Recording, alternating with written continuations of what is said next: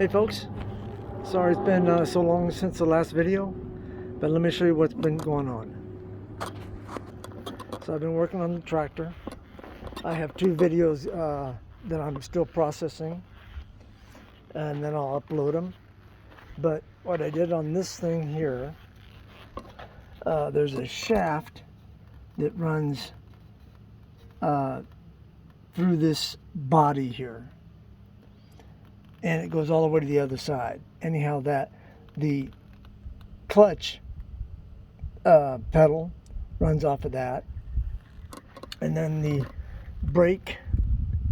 two brakes over there run off of that. Anyhow, I had to remove the shaft that goes all the way across and put seals in it, and like I said, there's a video on that. And then what else did I do? I had to do my power steering gearbox, that thing right there. I had to take all this apparatus out, including the steering column, and rebuild that. In the process, I screwed up, and I had to take those out, put seals in them, but I forgot to do a witness mark of where it went, so it took me a day to figure that out. But everything's come along on here. I painted some things as I took them off, put them back in. I rebuilt the generator, and had to replace the water pump right down the side of there. What else? In order to take the shaft out, cross shaft out, I had to take the wheel off, which was a pain, and I also had to disconnect the back end of this, which bolts in right there. So I had to take that, drop that down to get the shaft out. I've also replaced a few lines, this one here, and two on the front right there. And then I replaced this line and this line. So I've replaced, 5 lines? I think it's 5 lines.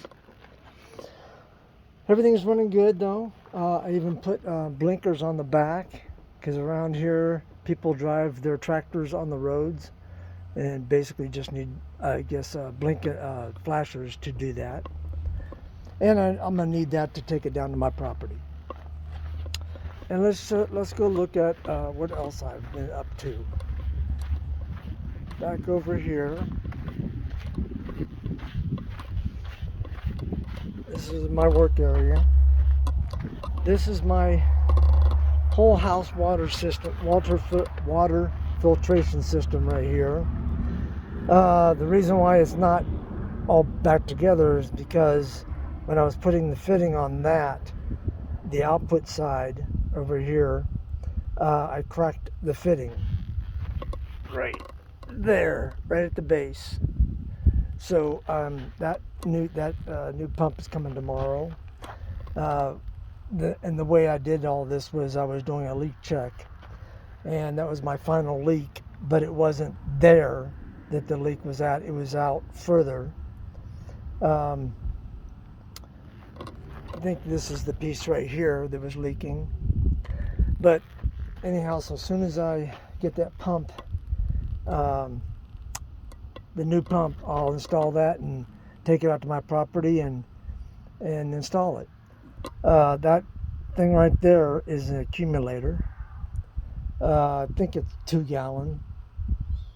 And then I'm not quite done with the wiring yet. But that's my thing right there. And then let's see if I have, and I also put, let me see if it's in here.